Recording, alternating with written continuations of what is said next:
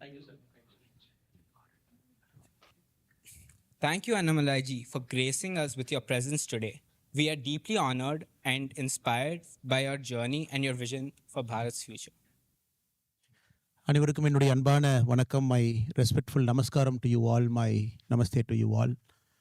It's wonderful to see you all in this wonderful institute, Arizona State University, and such a big place. The coordinators were kind enough to give me a tour of the university in about 15-20 minutes. I think you guys are privileged and fortunate to study here and getting exposed to world-class knowledge, different cultural assimilation, people from all across the world, colleagues of yours, friends of yours, partners of yours. Then after a point of time, you deciding to come back to Bharat or probably staying here for some time working. And this is a very special place. A human being, for a very little part of his existence, he or she gets an opportunity to fully immerse in learning.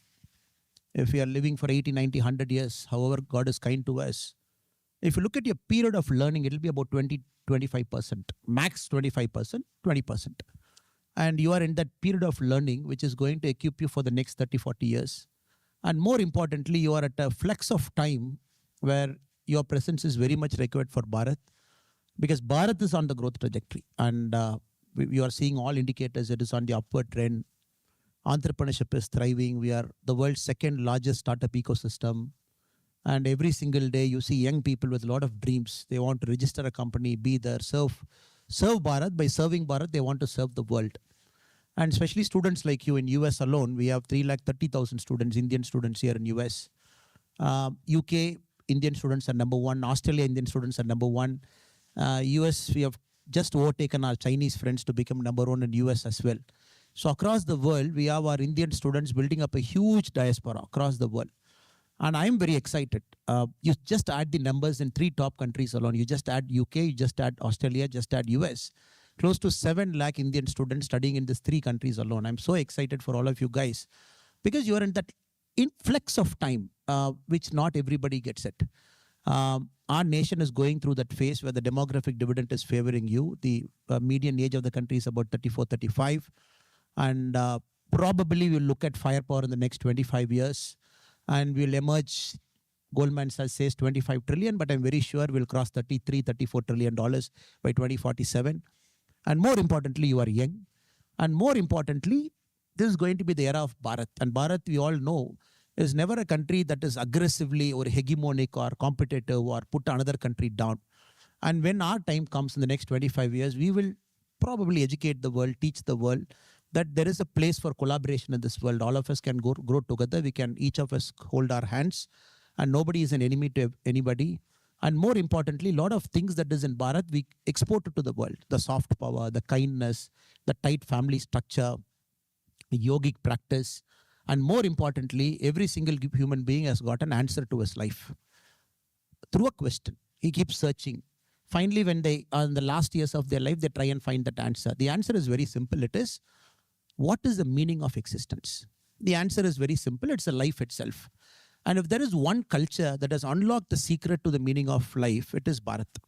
And that most of the countrymen, most of the people across the world need that now. What is the reason for existence? By living happily, by living joyfully, harmoniously, Vasudeva Kudumbakam, taking everybody along with us. So that is what you're going to contribute to the world in a major way. And I am also excited for you, because probably we'll see a $1 trillion company in our lifetime. In your lifetime, India will get into that one company, getting into that 1 trillion club, the soil we are in US. Many companies have hit that 1 trillion. Alphabet, we have the Googles, we have the Nvidias, we have the Amazons. But probably I'm very excited for you guys that you will come and get it done, create employment, make sure poverty in our country is removed. So that I'm very excited. So have a great time here. Study well, equip yourself fully, because get the best of both worlds. Respect the country you're studying. It's a great country. It's a country that has given opportunity to a lot of people. For brave, it has taken a lot of creative country, given opportunity for a lot of people. So let us respect the country which is hosting us for some time, taking care of us, guarding us, making sure we all live safely here. Respect it. Whenever you come back, You'll always be a cultural ambassador, a bridge between India and US. That US will expect from you, Bharat will expect from you. Last but not the least, whatever you do, wherever you travel, you always have one home. That is in Bharat. You always have to remember it. You might build a house here, but that is not your home. And you might raise a family here, but still your roots are connected to Bharat. Because if anything happens to you tomorrow, Bharat will be the first country to come for you. Wherever you are will come for you. So that you have to always remember. Make your life anywhere in the world you want. Maintain that relationship, maintain that rootedness to Bharat, because you can have only one home in your life. Let us respect, but don't forget the roots from which you come, because not everybody is going to come back. I know, but life is not fair to everybody. Probably you might not like, probably you want to settle here. That's okay. But always have that a part of your heart beating for Bharat. That is what maybe as a senior to you, or maybe a person who's 10 years before all the young students who are here, that is my only expectation from you. So let us have a great session now. I'm eagerly looking forward to the questions, and especially to the organizers of PIERA. I know this is a very young organization. It's a small baby. Last Thursday, Smriti Irani madam came and inaugurated. We are just 10 days old now, and you've got big vision. And Bharat especially needs these two things. We need people who can fix up our policies, who are fully equipped to understand what India needs for the future. And probably you might have very good ideas for our economy, bring new thought process into our ecosystem. So I'm very excited for you guys, and it's a very young organization. I wish PIERA all success in the next many, many years. Keep growing and keep strengthening it, and keep collaborating with all the government, non-government, private, public sector organizations in our country. Publish India-specific research papers, case studies. Bring the best of our country to Arizona. So whatever we have done well, so bring it to US so that US can also learn something from us. So whatever US has done great, bring it to Bharat so that we can also learn from US. That should be the spirit. I'm sure you will continue to keep rising higher and higher. Thank you so much for the opportunity, and I wish all of you the very best. Thank you so much.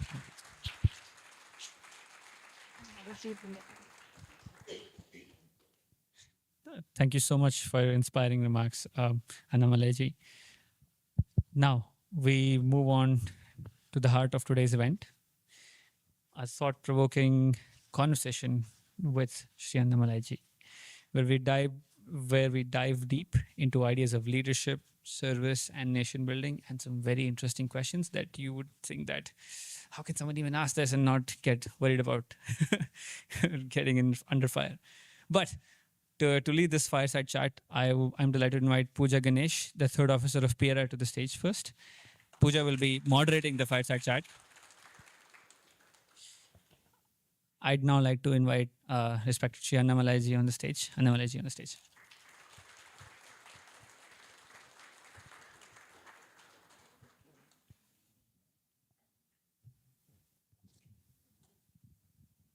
Almost there.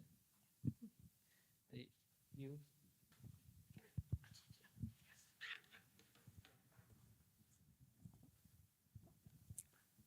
Thank you so much for the very warm welcome. I'm very excited and glad to have you here.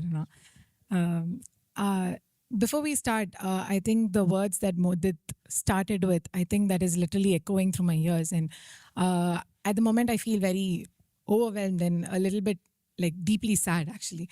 So with that, we'll start with our first question. We are not just mourning as a nation. We are seething.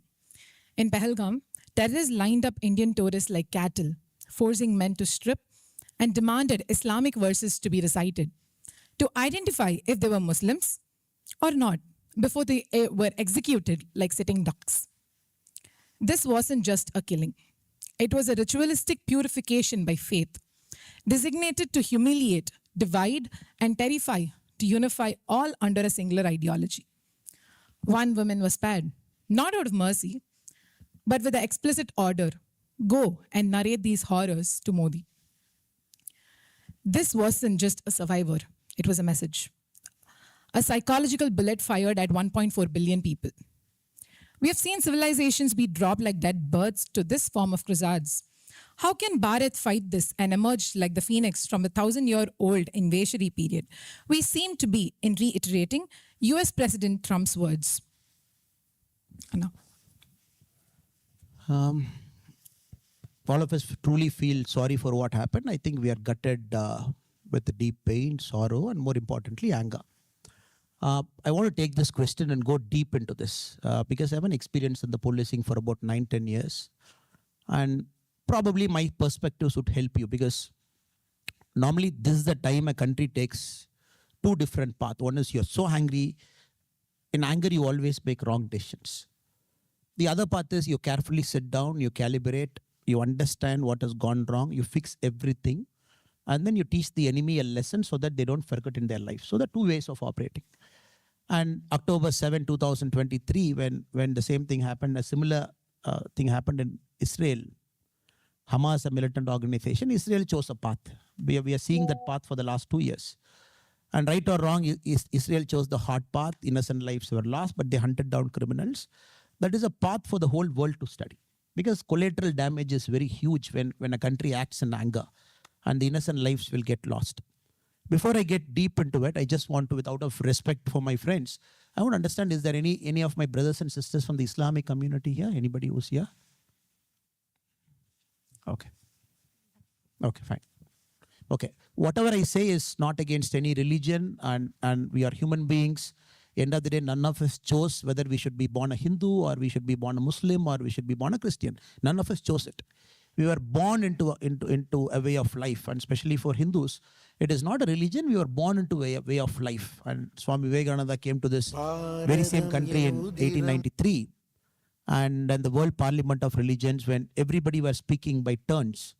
And Vivekananda got the opportunity to speak 17. Swami Vivekananda was waiting for his chance till 16 people spoke before him. And everybody who spoke before him said, I come from this religion, I come from this religion, this religion, this religion. Swami Vivekananda went to the stage. When he got his mic, he said, look, I don't want to call my way of life as a religion.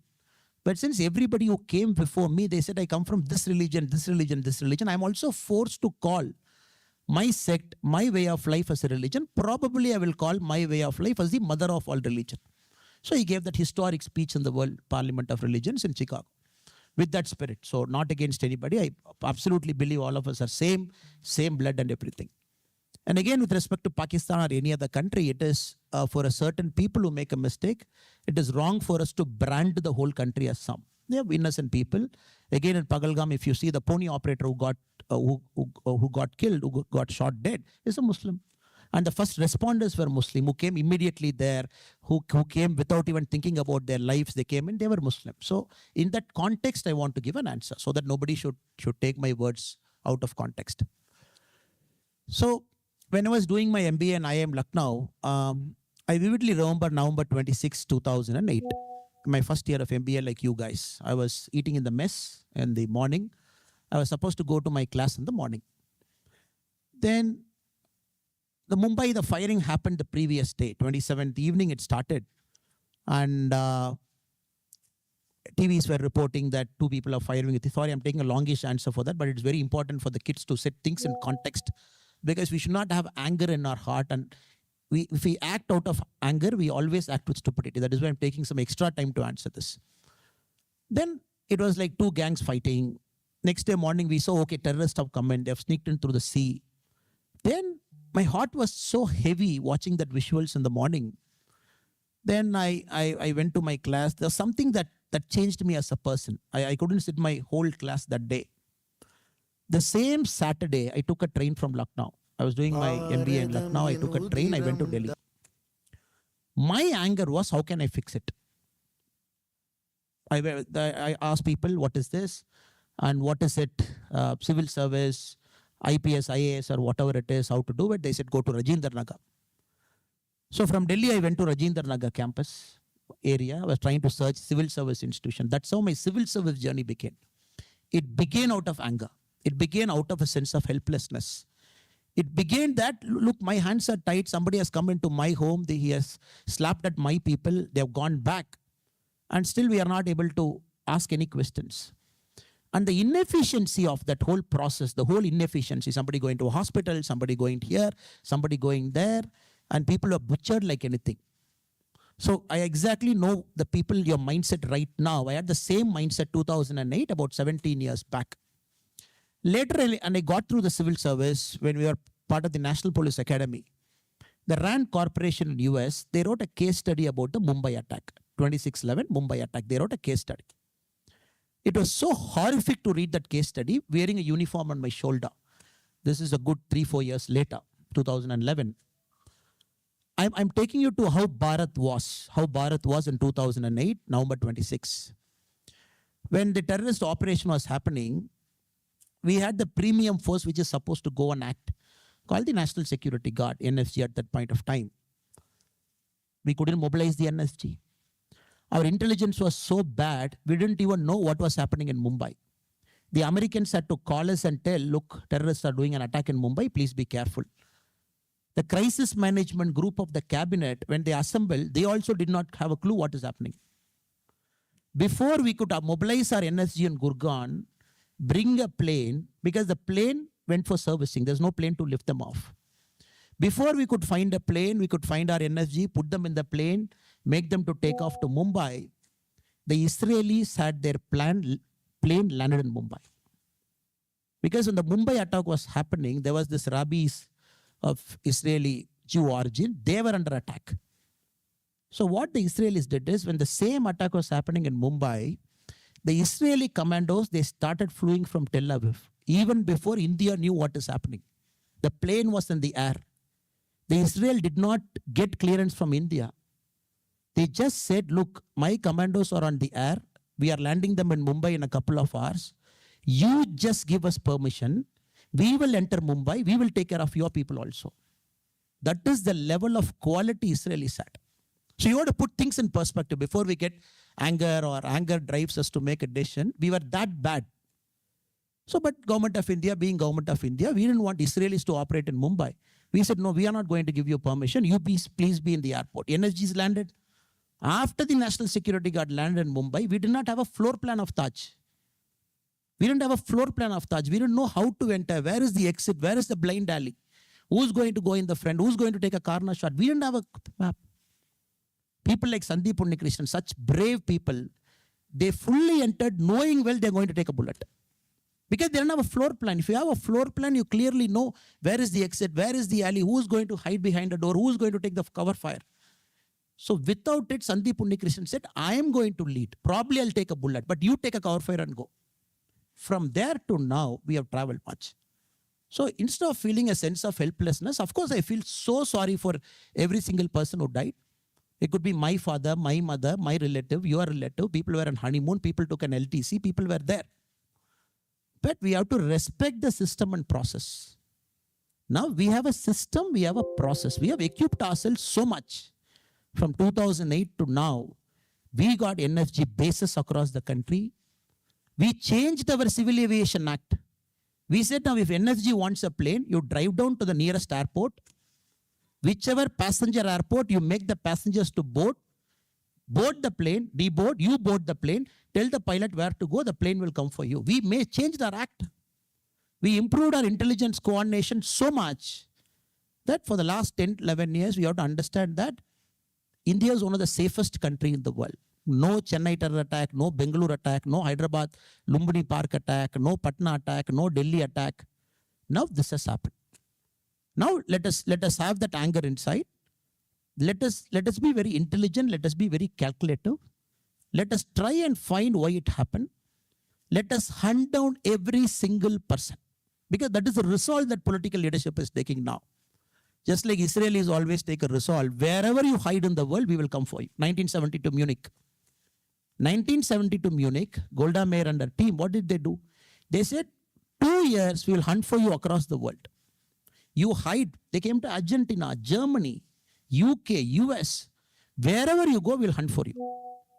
We will teach you a lesson you will never ever forget in your lives. So I am very confident. We have equipped ourselves to that level. We are a first world country in terms of security.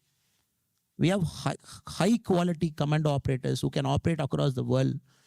We got our capabilities uplifted to a fair degree now. Intelligence collaboration is very good. That is why they had to take this recourse. Come closer to border, sneak in, do a hit and attack and go back. You don't want to bravely come and face. Pick up a spot. Even from Pegalgam, 3.5 kilometers, you got to travel either by a horse or you got to walk by foot. Just come there so that nobody can come. So I picked it up. And we also have to understand, now we are piecing together what has happened. We are piecing together what has happened. A person came, an Indian student in Kashmir who went to Pakistan to study in a student visa. He didn't come back for 7 years. The security forces tracked him for some time, then they lost track. So he is the mastermind. He sneaked in, he brought 6 terrorists with him. They split into 3 groups. Now it is out. So my only promise to you is, as a country, as citizen, all of us, let us allow the security forces, the political leadership, to take this challenge head on and resolve it. Now, till now, the way we see the world countries, they're getting united in one line. Except the China's unfortunate remark today. China said, Pakistan being a strategic country to us, and we don't fully believe what India's version is, and we want an independent person to come and check it. So the US, all the major powers are on one line. And again, if there is a lack, no, we'll fix it up. But more importantly, you have to understand, this is also a certain civilizational battle. A certain civilizational battle. This battle is there for the last many, many years. It is not going to resolve overnight, or tomorrow morning it is not going to get resolved, or maybe in the next 10 years it's not going to get resolved. So like you said in the homage that we paid, the only way we can defeat terror is keep doing our work like normal people as if nothing happened. That is the best answer. You can always give it to terrorism. Okay, July 3rd, Amarnath Yatra has to start on time. It will go on. Today in Pegalgaon, tourist footfall has started today. People have again gone back. Because Kashmir has seen a record footfall last year. 1.2 crore non-Kashmiris have visited Kashmir. This year it should be 1.5 crore. So over a point of time, we'll become more resilient, we'll become more stronger. And I am very, very confident that they'll be brought back. Normally for a prime minister, you got to give him that thing. When a prime minister says, look, I will teach them a lesson of their life, he will teach them a lesson of their life. So I feel very sorry for every single person, especially who got married a week back, somebody from Shimoga, husband, wife and son going there, from Hubli, from Kurnool, from UP, from Maharashtra. Many people have gone to Kashmir for the first time in their life. So let us be cool, calm. Let us not get into that jingoist mode. And also make sure we don't brand an entire community. That is very, very important, because you are citizens of the future. And all of you are highly equipped, coming and studying. You are citizens of the future. And we should be very careful in our words, in what we speak, in what we do. That is what is expected of us. Keep that anger inside. Let that anger come out in productive way, so that we make Bharat more stronger and more resilient. Thank you so much. Thank you.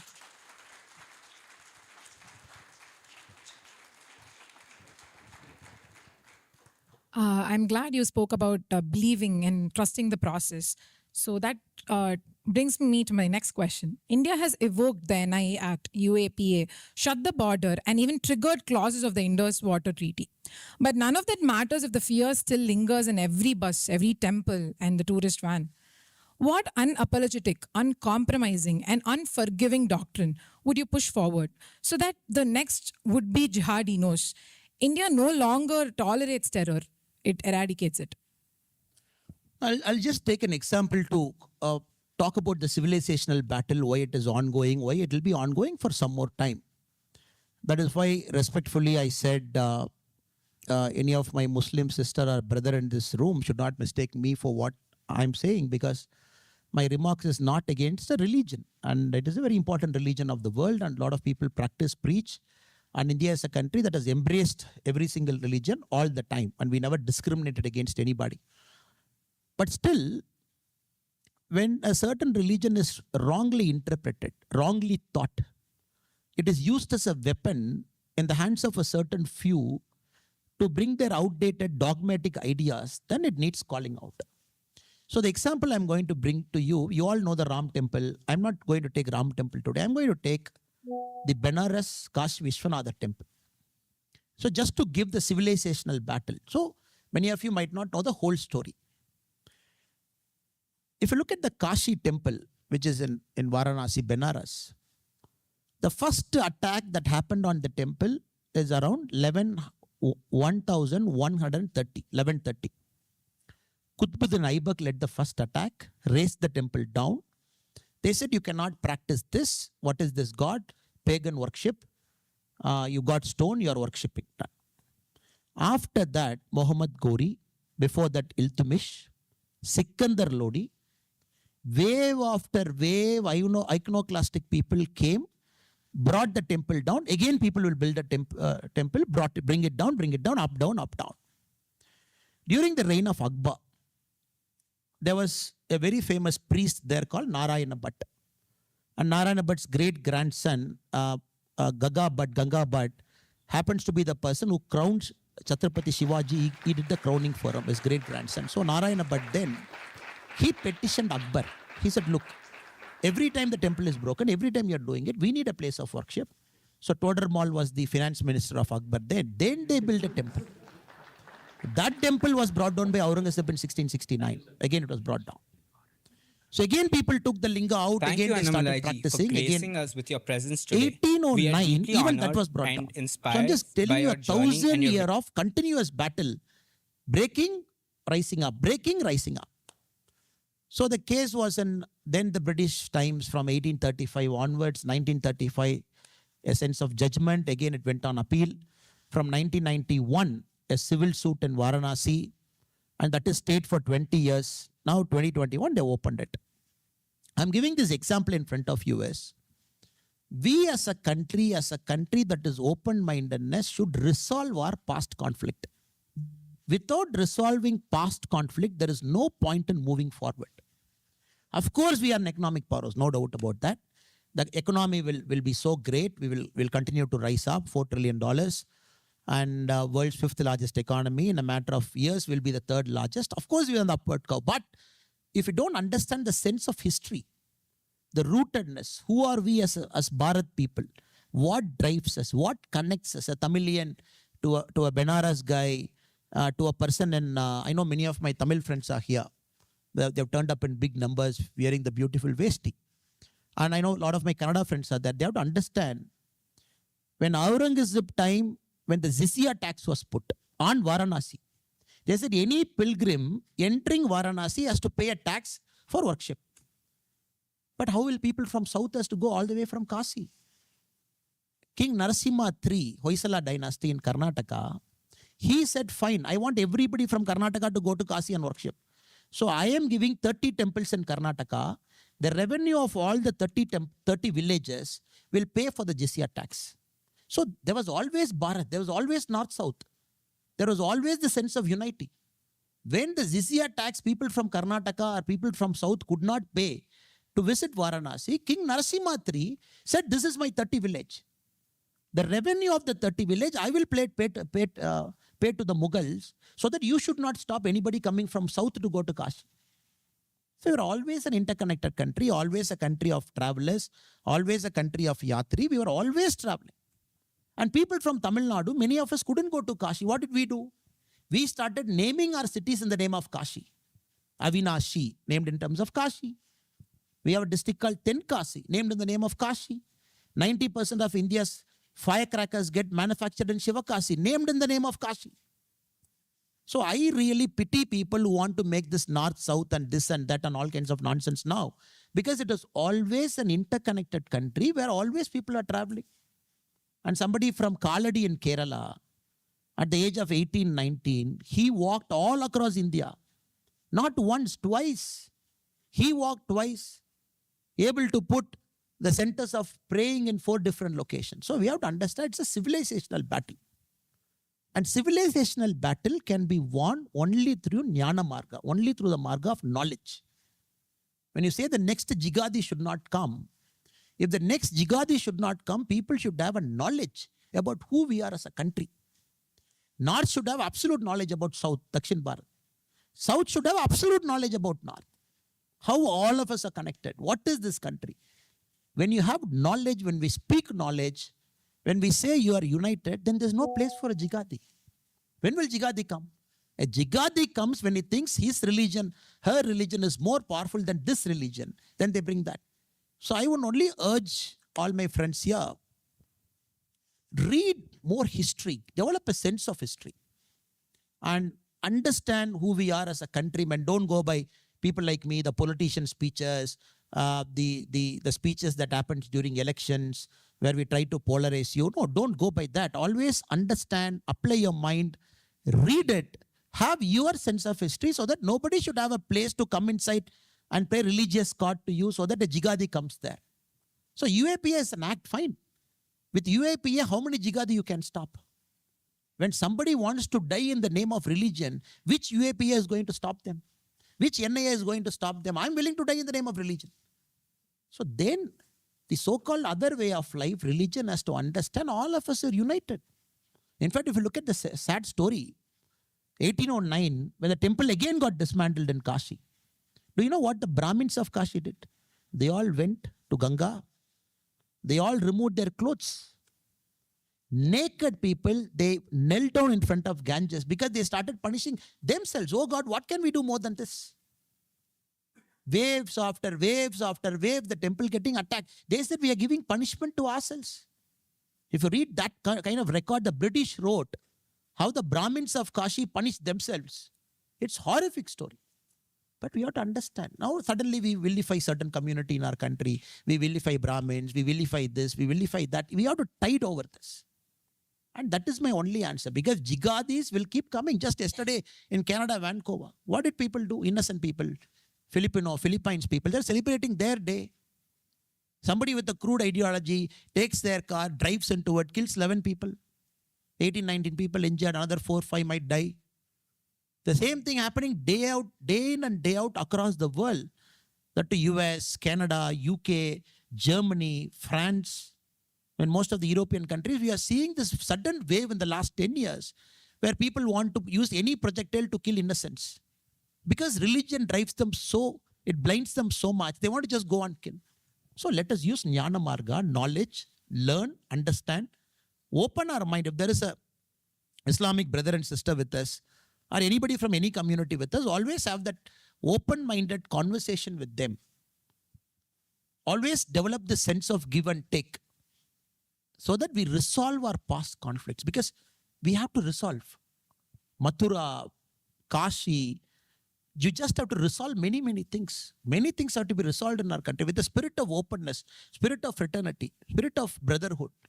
Once we get resolved of this ghost, then you will see India's, Bharat's real takeoff. I'm sure you guys will get it done. So it is your century and your time, and you are the people, you should get it done, you should do it.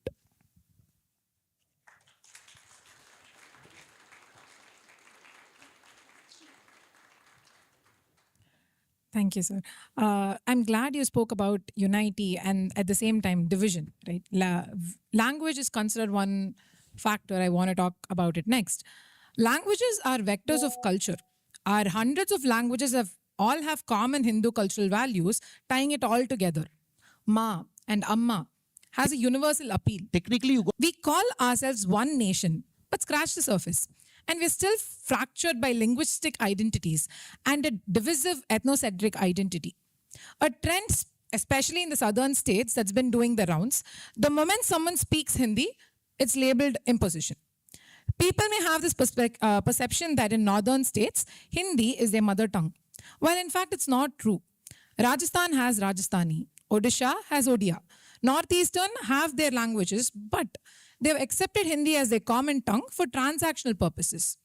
Now, when Hindi is spoken by nearly half the country is treated as a threat, while English, the language of our former rulers, is seen as aspirational. Where exactly are we drawing the line between pride and prejudice? What do they fear? Like, is it the entry of the national parties or losing of their regional party politics as a bargaining chip? very important question. I think the good thing is you ask the question, you give the answer also. There is a part in that. Though the part of the answer is disguised as a question. Now this is a very fairly complex question to answer. Because India is a very unique country in the world. Today morning I was boarding my flight in San Francisco. There was this American guy who was helping us with the boarding pass. Pakka American. And then he asked me,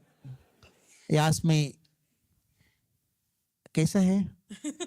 And me and two people were there. The other people with me, they don't know Hindi. I said, "Theek hai, acha hai." I said, "Aap kaisa hai?" He said, "Main theek hu." I said, "How come you speak good Hindi?" He said, No, I came to Kashi. Then I went to Calcutta. 6-7 months I picked up Hindi. Then I came to Chennai. Only then I knew Hindi doesn't work across India. Then it happened. It happened today morning. Then he was like, how can I learn so many languages? Your country is a crazy country. And you want me to learn so many languages to survive in one part. So I've given up, man. So have a good day. So I took my boarding pass. I was just thinking in the mind. Today morning, it just happened in the airport.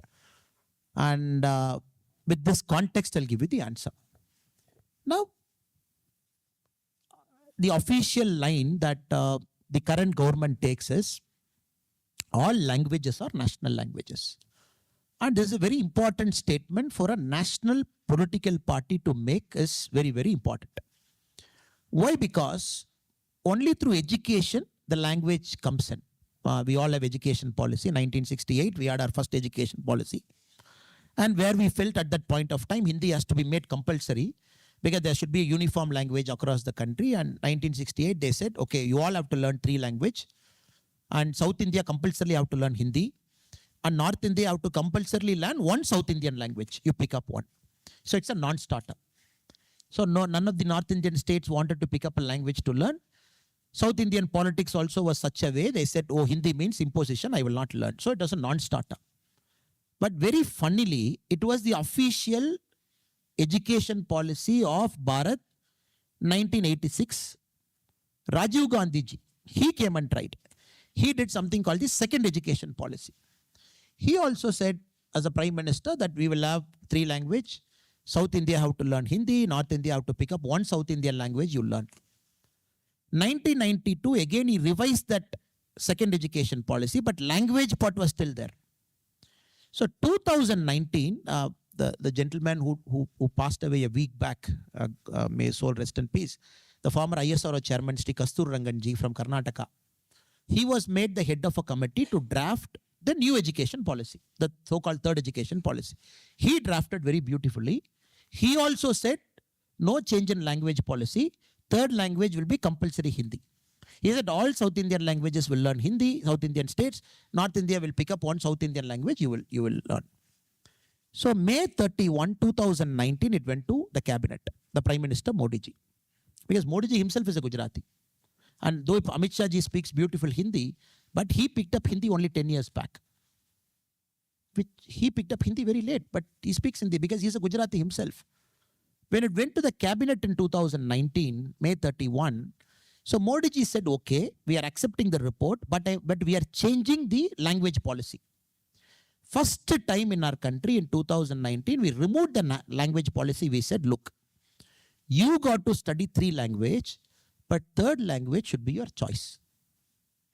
Compulsory English, compulsory mother tongue, which is Tamil, Kannada, Hindi, whatever we choose to call the mother tongue. Third is of your choice. So this is a very, very, very important development that has happened in the polity of Bharat, India. We all have to understand now. We have a new education policy. The third language is optional, but you have to learn a third language. So now in this context, the politics is happening. What is that third language? In a state like Tamil Nadu, they are like, no. Third language can be Malayalam also, Telugu also, it can be Hindi also, anything. But unfortunately, we don't have Malayali teachers, we don't have Telugu teachers of that scale. So again, we'll be forced to study Hindi. This is Tamil politicians' argument. So they are like, no, you're bringing Hindi through the back door. So our Tamil politicians always find a way to create a roadblock. They are like, no, you're trying to create it through the back door. Now my argument, people like my argument is, look, let us look at Tamil Nadu as a whole. So you look at a certain region which is Malayali dominated, which is Coimbatore and other parts. So those people should learn third language as Malayalam. Chennai is Telugu dominated. Let Chennai learn Telugu. So it is the new education policy is cluster-based approach, where in one state we can have multiple languages as a third language, which the government has to facilitate. You facilitate, you talk to Kerala, you call up Kerala CM. You tell them, send me 2,000 Malayali teachers. Because Malayali teachers will get employment in Tamil Nadu. Now Kerala CM will ask, you send me 1,000 Tamil teachers. So you call up Orissa, let me call Bihar or UP CM and say, okay, you want to learn third language Tamil, I will send 500 teachers to you. So you send 500 Hindi to me. So take them everybody through the Tamil Nadu Public Service Commission or Karnataka Public Service Commission so that you give employment to other state teachers. So that net flow in the country is we learn what we have to learn. Now, I think this is one of the way to solve the language problem. The second part of your question is, I think language, I studied in Tamil Nadu, my MBA happened in Lucknow. Unfortunately, in the campus, we all speak English. I never had the opportunity to speak Hindi. When I went to NPA, National Police Academy, also no Hindi. Then cadre was Karnataka. I had to learn Kannada at the age of 26, pass an exam at the age of 28. And that exam is a 10th standard equivalent in a civil service. If you don't pass the language of the state, which is a 10th standard equivalent, you will not get your first promotion. I have to pass Kannada at 28. Then get my promotion as SP, serve for another 7-8 years.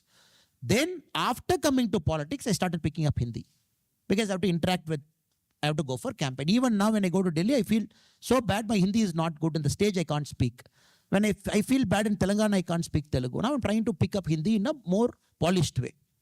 Now I'm sure when the need comes, I only respectfully tell our friends, be open-minded. When the need comes also, I don't want to learn Hindi. I don't want to learn Tamil. I don't want to learn Kannada. I don't want to learn Odisha. That is bad. You pick up a language, third language is important. But at a point of time in your life, you will definitely get a need. So you pick up. And that is the only way to resolve, because since I know Kannada, anybody from Karnataka here? Okay, great. So I am a big fan of Basavanna ji's Vachanas. Big fan. Oh, beauty it is. Big fan. Bhairappa ji's beautiful writing. Kompu ji's writing. So at the age of 29, another beautiful culture got unlocked to me. Another beautiful language got unlocked to me. Beautiful poetry and writing got unlocked to me. I think if we approach language in that spirit, I don't think we'll have a fight on language. Likewise, let us approach Hindi, let us approach Sanskrit, let us approach Tamil with the spirit of inquiry. Okay, what is in that language? What is Tirukural? Reading English Tirukural is different from reading Tamil Tirukural. That is entirely different. Somebody taking that effort to pick up Tamil, learning Tirukural in Tamil, understanding that knowledge is, I still remember the Honorable PM Narendra Modi ji. I can disclose it here, no problem, since you are here. He's a big fan of Tirukural, and many a time when the Honorable PM speaks in the stage on Tirukural, he takes effort to pronounce it correctly. He will ask, okay, say it in Tamil, say it fast, say it slow, say with meaning. You have to send it to Honorable PM, sir.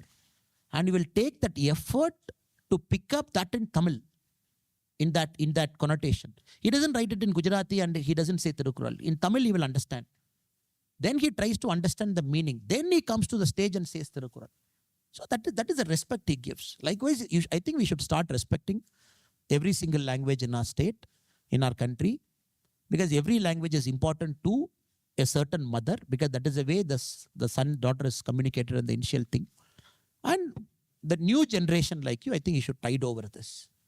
The generation that is sitting in Arizona State University, you should tide over this and get out of language politics and this and that. And in fact, I would encourage all of you to pick up movies of different language, watch it with subtitle, so that you have a passing knowledge of Bengali. Somebody is coming from Gujarat, at least say Kemcho, at least. Then they'll reply back Majama. You will see a smile in them. So at least bare minimum. So you meet a Telugu guy, you say Bavunara, at least bare minimum you speak. You see a person from Karnataka, you say Chennagidira, then wapas he'll Chennagidini, he will reply back. So you meet somebody from Tamil Nadu, you say Nalar Kingla. That smile is what human beings are all about, right? That opens up the heart. And you'll get your business deal done. So no problem about that. But that is the respect. That is the respect we give it to somebody's mother tongue. Make that effort to learn. Have that basic conversation. I think that should be a spirit. And I'm sure when whatever I say, I'm a Bharatiya first without a doubt. I'm a Tamilian second without a doubt. So I bring my culture to this room because my actions reflect who am I as a cultural person. That is why all of us here, we should be very careful, because you represent a culture. The way you dress, the way you speak, the way you talk to a person, how polite you are, how nice you are, and how careful you are about hurting others' feeling. So let us keep doing it so that we evolve as better human beings. Sorry, I'm giving long answer to you.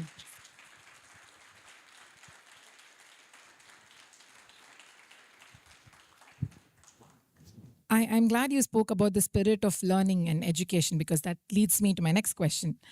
Every year, millions of young Indians lock themselves in rooms chasing UPSC, NEET, JEE, with some spending over 6,000 to 10,000 hours preparing for an exam with a 0.01% success rate. We've built an education system that manufactures anxiety, not ambition, where failure isn't just academic, it's personal, social, and emotional collapse. As someone who cracked the UPSC and then walked away from it, what do you say to the 18-year-old in Kota sacrificing their youth for a shot at a system that barely respects their time or their mental health? What is your vision for an India where education isn't about elimination but elevation? Where our youth don't need to break to be counted? I will again, I'm giving more stories so that I connect and answer. So there is a friend of mine from my college time. His name is Desing Periyasamy. So Desing Periyasamy is a Tamil film director. And one of his movie called Kannum Kannum Kolladithal came. Right now his next movie on with Mr. Simbu is doing it. Next week it is on. And I still remember Desing Periyasamy in my college time. We were part of the dramatics club. When the classroom, I was doing engineering, he was doing BSc CT in the same campus. In the classroom, when the answer sheets come, the professor will give a sheet, okay? Bansal Saab, your sheet. Priyaji, your sheet. All of you will get your answer sheet. You will see, okay, 90, 85, 79 out of 100, you will eagerly see. But Desing will never get his answer sheet because it is always the last. And the professor will give it to Desing. He says, why are you checking anyway? You have failed, you got 30. So it is like that. But Desing was so particular that this is his passion and this is what he has to do in life. I later went for my MBA, I went for my civil service. I was tracking Desing Periyasamy all through my life. So when I was SP Udupi, he came all the way to Udupi. He said, look, I'm doing a police story. I want to see this. Passion never went away. Then he made his first movie. Passion never went away. Making his second movie, passion never went away. Because last week I was meeting him for a conversation about life, student friends we are meeting. The reason I'm telling you this to you is, many a times, including me, the first 20, 25 years of our life, we experiment so much with our life, we actually don't know what we want in life. We actually don't. Even now, I'm sure many of us don't know what we want in life. And we have a vague idea, this is what I want to do. Vague idea. We kind of go through that vague idea. So it's okay to make mistakes, okay to experiment with life, okay to change careers, okay to do this and that. But always, with my experience, I'm telling you, failure is the greatest gift you can get before the age of 30. If you failed multiple times in life, a failed relationship, people are lucky. Failed career, people are lucky. Everything in life, when they fail, they are so lucky because it teaches them so much in life. At 40 and 50, it will not teach you that much because you have a family, you have kids. It makes you so resilient. You have seen failure in the face. Only through that self-discovery, you will find what is your true passion. So people in Kota, people in IIT, when they commit suicide, I'm at loss for words to understand why are they committing suicide. In IIT Madras, when people come to all the way to IIT, they commit suicide. Kota, they commit suicide. Somebody commits suicide because he got 90%, he didn't get 95%, they commit suicide. Civil service, they commit suicide. But you look at some of the greatest achievers in life, they're actually the backbenchers. The front benchers actually work for the backbenchers. If you actually see it, the front benchers technically work for it's the backbenchers always. Mayawati madam went to civil service, couldn't crack, Chief Minister of UP, hundreds of people working for her, and many politicians couldn't crack anything. Last refuge. I'm not saying that, I'm not using that word. So nothing worked in life. You became a politician so that others work for you. So this story we are seeing day in and day out and day in and day out. So I would always say, people should chill. People should chill a bit and not get too much flustered about life, exam, marks and everything. Because if you track all your 12th standard, 10th standard toppers, you should find what they're doing. What 12th standard school topper, what is he doing? 10th standard school topper, what he or she is doing. Then you should make an effort to study 10th standard, the bottom 25 percentile, the bottom 1/4 percentile, what they are doing. It'll be a fascinating story. The bottom 25%, where are they now 10 years before and now? So we will get a picture. So it is some skill that is needed in life to succeed, not this educational skill that very soon we will understand. So that skill a college teaches you, being a person, meeting people, developing your soft skills. Convincing a person to say yes is the hardest thing in the world now, because I have to convince everybody to give their vote to me, to my party. That's the hardest. Every person has got 10 reasons to reject you. You got to find that one reason for them to love you back. So I know how hard it is to convince one person for one vote. Likewise, that skills you build here. So let us not take our life too seriously. Let us chill a bit. Failures are happening, take it at face value. Resilient, understand why it is happening, move ahead. And life is a gift. Not everybody gets it. That too, we are an evolved life, human being, very evolved now. And we have to understand life is a marathon, not a 100-meter race. People judge us at the age of 80. Nobody is going to judge us at the age of 30. At 80, what you are doing? And not, madam, we have to understand, career is only one part. My boss, former boss in Karnataka, my DGP, Om Prakash sir, he got killed last week. My boy, he was DGP of the state, head of police force. 256 IPS officers report to him. He got killed. By whom? By his own wife. How? Slit his throat.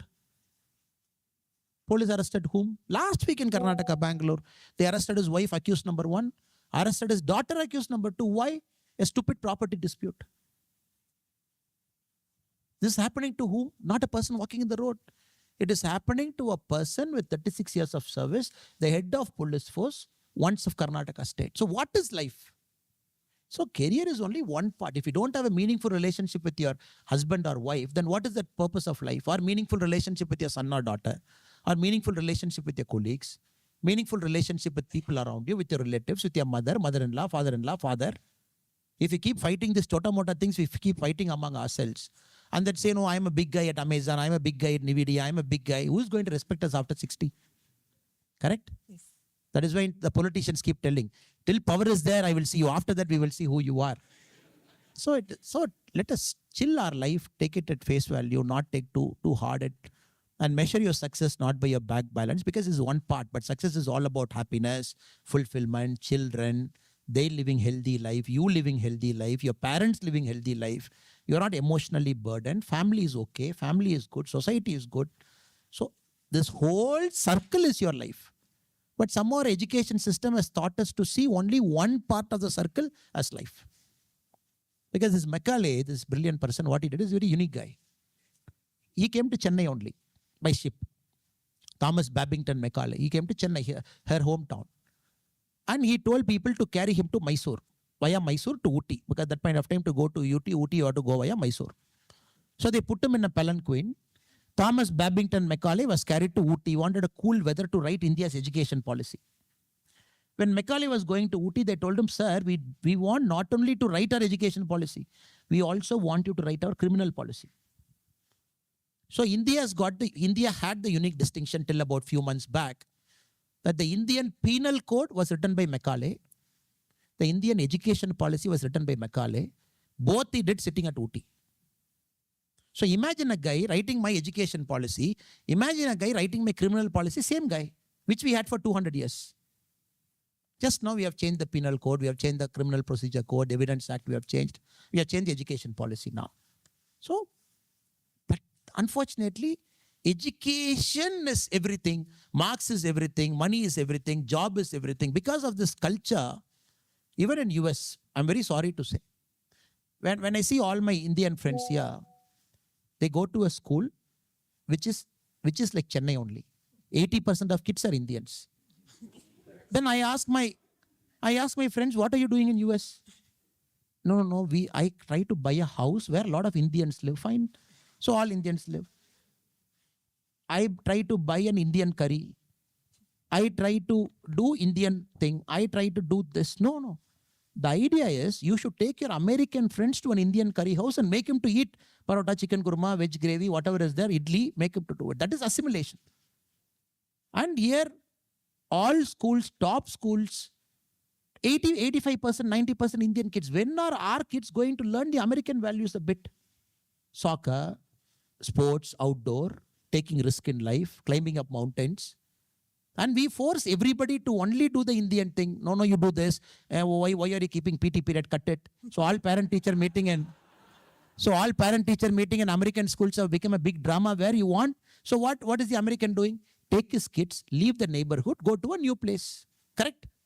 So East Coast to West Coast, the same story. UK is the same story.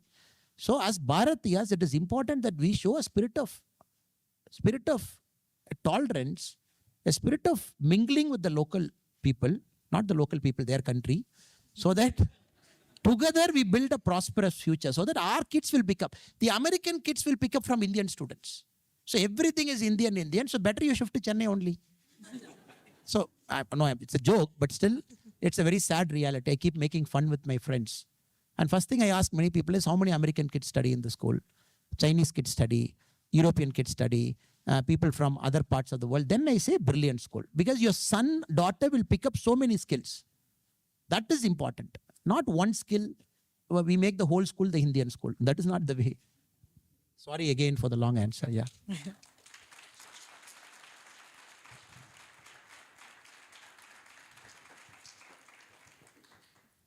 I'm going to shift the next question in a little bit more pressing concern. In October 2023, Bihar's landmark caste survey revealed that OBCs and EBCs form roughly 63% of the state's population, reigniting calls to increase OBC quotas beyond the traditional 50% cap. At the national level, the introduction of a 10% EWS quota for economically weaker sections, which are largely upper castes, has already effectively breached that cap, and it's sensible to some extent. After 75 years of reservations, we are at a crossroad. Why has rationalizing our quota system become so contentious despite decades of affirmative action leading to suboptimal outcomes? Do you believe we should streamline reservations, for example, by restricting them to education, entry, or promotions, rather than extending them to all three aspects of perpetuity? Also, how would you implement such reform while safeguarding opportunity for truly deserving individuals who do not fall under these brackets, and not losing them to countries like US and UK, which promise a relatively fairer meritocratic system? I was very surprised to see Mr. Trump's polling after the election. Like a typical politician, I was looking at the polling, which segment of population was voting, the swing states behavior, men and women behavior, the immigrants behavior. I was very surprised by the immigrants behavior in US. Hispanics, traditional Democrat voters, 42% Republican this time. Colored people shift to Republican. So immigrants were shifting. I was like, what is happening? This guy speaks many a time that he wants to restrict immigration, but still you're voting. Then a professor gave me the answer for this. He said, look, this is called kicking the ladder syndrome. So you come up, you climb a ladder, you go up, and then you come as immigrant, then you become a citizen, you get amalgamated. You want to kick the ladder down because you don't want another immigrant to climb the ladder. So they said it's called the kicking the ladder syndrome, because these immigrants, after a point of time, they started behaving like Americans. They don't want another immigrant to come. That is why Hispanics, you got to see a fine difference between the first generation Hispanics and the second generation Hispanics. So this is in politics I've seen. Now we have to understand reservation is a very complex, a very touchy subject. And US uses the word called positive discrimination because historical injustice has happened. And now the Supreme Court has struck down reservation. As we speak now in US, the positive discrimination is not there. The Harvard case you must have seen last year in Supreme Court. When a student took Harvard to Supreme Court and the state got represented by the US government, the argument is, what is affirmative action? because of this affirmative action, who got benefited?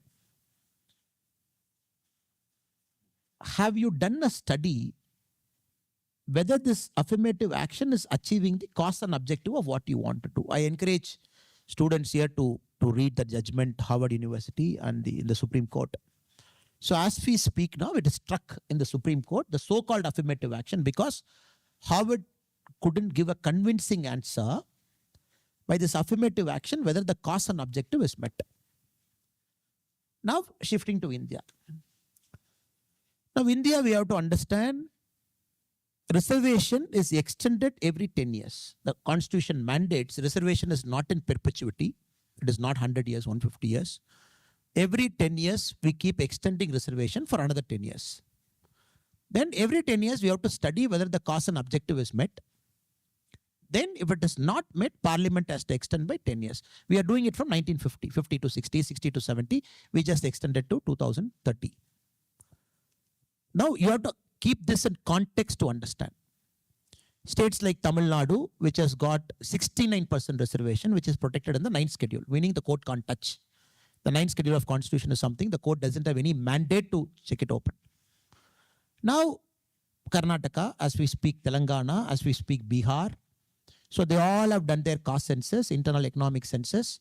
Now, like you said, OBC, EBC, economically backward, other backward.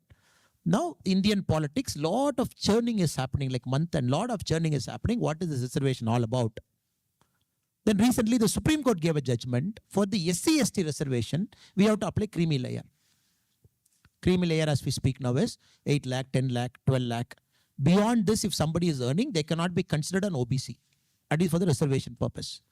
Then the government took a call. We are not going to respectfully, we are not going to accept Supreme Court's viewpoint on this. For the SC and ST, we are not going to apply creamy layer to it. It will continue to be a creamy, non-creamy layerless reservation. So, lot of churning, discussion, surveys, everything is happening. At the same time, the Supreme Court is also coming hard on all of this metrics to say, how did you measure? Is the test of backwardness done? Because OBC by itself is not reservation.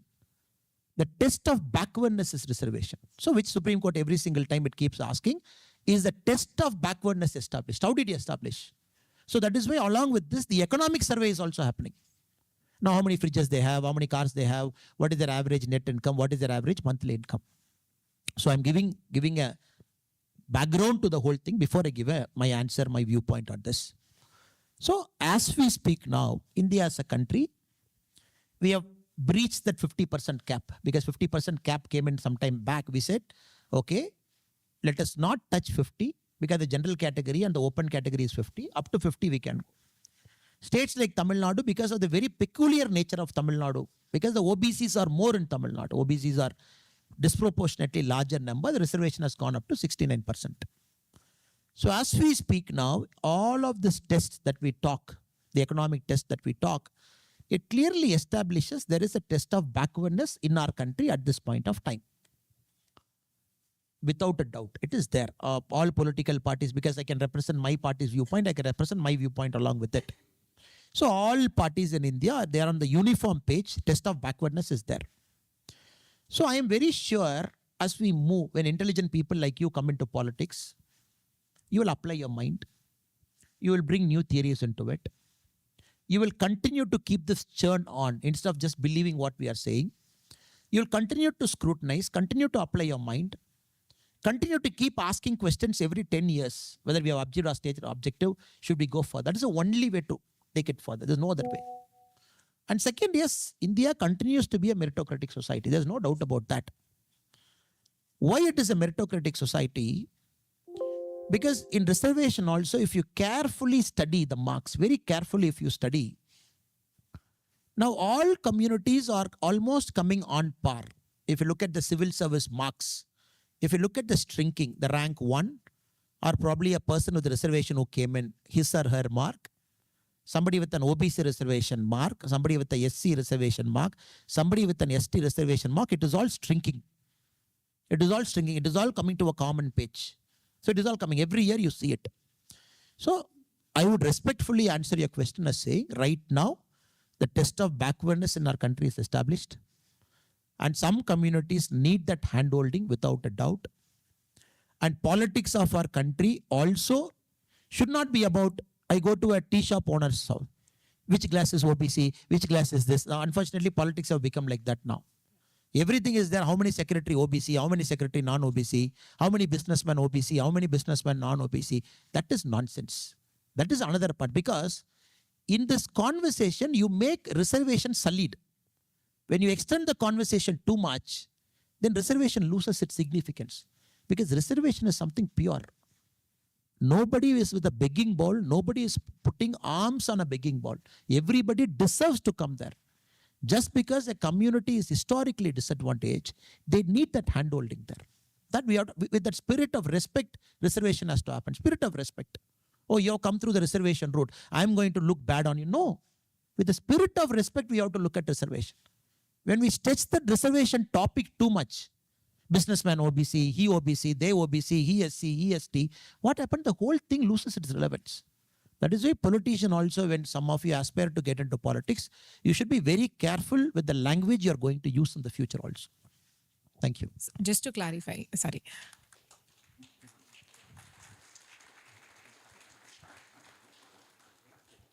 Just to clarify a personal doubt. So the